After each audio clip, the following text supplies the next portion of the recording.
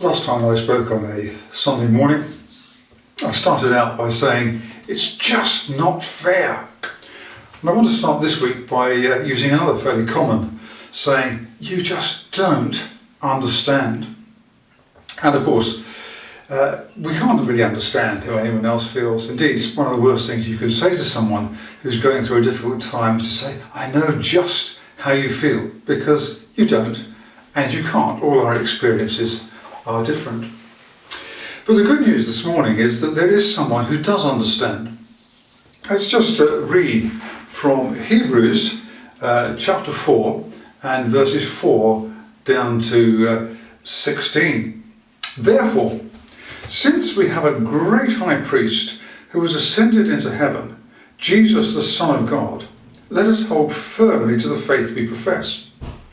For we do not have a high priest who is unable to feel sympathy for our weaknesses, but we have one who has been tempted in every way, just as we are, yet he did not sin. Let us then approach God's throne of grace with confidence, so that we may receive mercy and find grace to help us in our time of need. Now, at first sight, that doesn't sound very promising. High priests are not part of the world in which we live. You know what it's like when you go to a different country, different customs, different food, different language, and you sometimes find it quite hard to relate.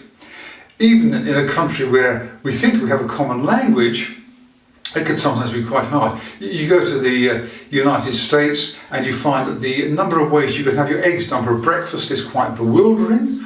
And of course the maple syrup which you pour onto your pancakes will also flow onto your crispy bacon.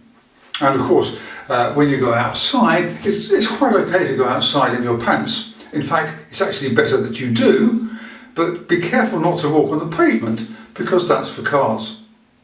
And of course in other parts of the world it's even harder.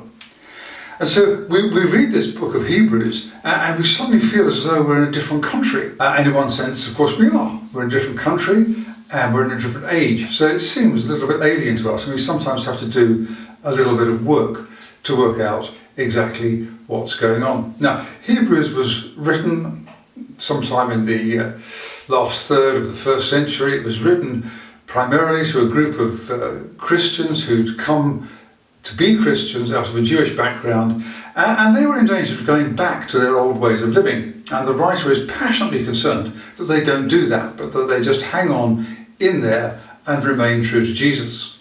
And one of the ways in which he does that is to go back into the Old Testament, which of course they would have known and understood, and to emphasize that what the Old Testament does is constantly to point us towards Jesus. It's just a collection of signposts. And one of those signposts is the Old Testament priesthood. So in the Old Testament, the priests helped the people to understand what God's law was saying to them. They operated the sacrificial system, which enabled people to experience forgiveness and come into a relationship with God. And they prayed for the people. And so what our writer is doing is saying, look, you know, all of that is pointing us towards Jesus.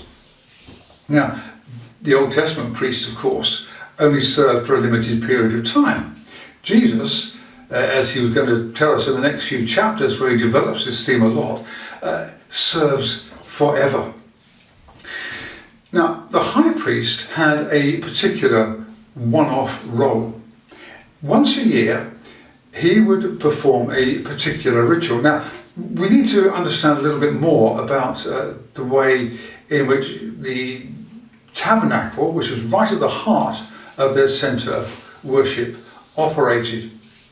The Tabernacle, and later the Temple, which was built on exactly the same model, existed just to demonstrate something of how the people came to God. Now, if you look at the green bit on this little diagram, that's the outer courtyard. And then the sort of inner tent, which is really the tabernacle proper, that had an outer place called the holy place, that's coloured in yellow on there, and an inner place, the most holy place.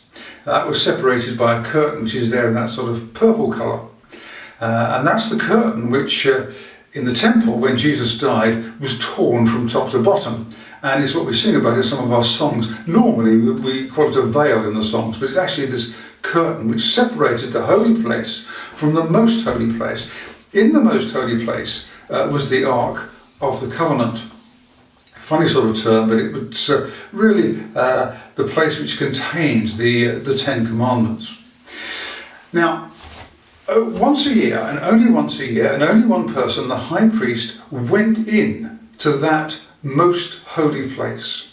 He went in there on the Day of Atonement, Yom Kippur. Some of us are old enough to remember the Yom Kippur War back in 1967, when Syria invaded Israel, thinking that because it was the Day of Atonement, that they would all be worshipping and not ready to fight. So once a year, the high priest goes in to this particular place, and he goes in order to obtain forgiveness for all the people. Now, what our writer does is to say to us, Jesus hasn't actually gone into a tent that was made with human hands. What Jesus has done, he's actually gone into heaven ahead of us. The Old Testament priests were appointed by God, but they were chosen from among men. So that's why they could form this ideal bridge between people and God. And for Jesus, of course, that is precisely the same. He's appointed by God. He comes as God entering into our world, but he takes human flesh. And it's because he takes human flesh that you can fully understand exactly how we feel. Wherever we go, he has been there before. Whatever your temptation, says our writer here, Jesus has experienced that. He knows what it's like to be there. I don't know what your problem is, but perhaps some of us will struggle with greed, maybe. Well, think about Jesus.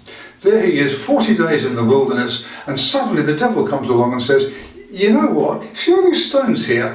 Why don't you just turn those stones into bread and have a good meal? Now, I think that has to be a temptation to overindulge. Or perhaps your problem is anger. Well, Jesus faced that. He was surrounded by people who opposed him and who frustrated him. And the temptation to get angry must have been enormous. Of course, he does on occasion show anger, but it's always that anger which is directed towards people who are exploiting others, oppressing others, and doing it in the name of God. And that's a righteous anger, not that sort of selfish anger that we sometimes feel. Or perhaps you struggle with sexual temptation. Well, Jesus was a fully human man, and he had testosterone in his veins like the rest of us, and he too must have experienced the pressure of sexual temptation. He went through all the emotions that we go through. He experienced physical pain that goes way beyond the physical pain that most of us will experience. So here is Jesus able to enter into everything that we feel. And on our behalf, what he's done is he has gone into heaven, blazing a trail for us. Twice the book of Hebrews uses a particular Greek term, which is not all that easy to translate, but it seems to suggest that Jesus is the pioneer. The older translations use author. We find it in chapter 12 and verse 2, and he's used it earlier on in chapter 2. But it's a term that implies that somehow Jesus has gone ahead. He's opened the way into the very throne room of God, and he invites us to come in and to join him there and to meet with God. And that's the symbolism of that tearing of the curtain when Jesus was crucified. So we come into that throne room of God with all our weakness and with all our failure, and we do it because Jesus has gone in ahead of us. He's set the ball rolling. He's the founder of our faith. You know, so sometimes when I drive over a mountain pass, you're heading up one valley, and it seems as though you'll never be able to get through. And then you find the pass and you go down into the next valley. And I just sometimes wonder, how was it that people discovered these routes? We drive them quite happily, or take them on the train or whatever. But someone had to pioneer that, to blaze that trail and to open up the way so that many others could follow. And that's just what Jesus has done. He's opened up the way, and we can all follow in his footsteps right there into the throne room of God. Now, forgive me if we have another little bit of technical stuff here. If you go back to that diagram of the tabernacle that we looked at earlier on, right there in the heart of that most holy place, and bear in mind this is a very, very highly simplified diagram, but in there, one of the things was this Ark of the Covenant. And the Ark of the Covenant, in addition to containing the Ten Commandments, had this cover on it. It was a golden box with this golden cover. And on this golden cover were two cherubim, particular sort of angel. You can read all about it in Exodus chapter 5, verses 1 to 22. And somehow between these two angels, as they sort of faced inwards on top of that box, there's this idea that this was the place where God particularly met with his people. Now, sensible people knew full well that this wasn't the place where God was. They knew that God was everywhere. But this was the place where, for them, they particularly experienced his presence. That was where he met and spoke with Moses. That was where he met and spoke with the high priest on this one day a year. So we are invited to enter into that very place where God's presence is most felt, to that throne room, to that throne of grace. And we can come confidently, we can come boldly, as other versions have it. Some of us find prayer really difficult, but if we think about prayer as coming into the presence of God, a loving God, through Jesus who understands and knows us, why wouldn't we do it? Because what we do there is we find power to help in time of need. Now, bear in mind that we're coming to the presence of a king in his throne room. An old hymn by John Newton says, "Thou art coming to a king, large petitions with thee bring. For his grace and power are such, none can ever ask too much." So what do we find when we come in prayer into the very presence of God? We find mercy. Because God doesn't give us what we deserve. He has mercy on us. And we find grace because God just delights to give good things to his people and to draw them closer to himself. One writer puts it this way: we find mercy to set us free from the sin and folly in which we would otherwise sink completely, grace to strengthen us and set us on our feet for our own lives of service and witness. And that's a great encouragement to us, just to realise that Jesus understands and that we can come. But there's more to it than that, because elsewhere in Hebrews, the writer tells us that when we struggle with prayer, Jesus is actually praying for us and with us. In chapter 7 and verse 25, he says this: "Therefore he is able to save completely those who come to God through him, because he always lives to intercede for them." So where does that leave us? Quite simply, in a place where we can come to God at any time, in any place, whoever we are, whatever we have done, knowing that we will be accepted and heard and understood.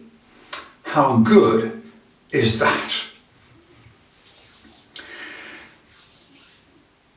If you'd like to explore some of this a little bit more, perhaps there are ideas here that are strange to you and new to you, then please do feel free to get in touch with us. And there are details as to how you can do that on the screen, which is just coming up. Contact us through our website, our Facebook page, or through some of the details on these pages. Thank you for spending time with us this morning.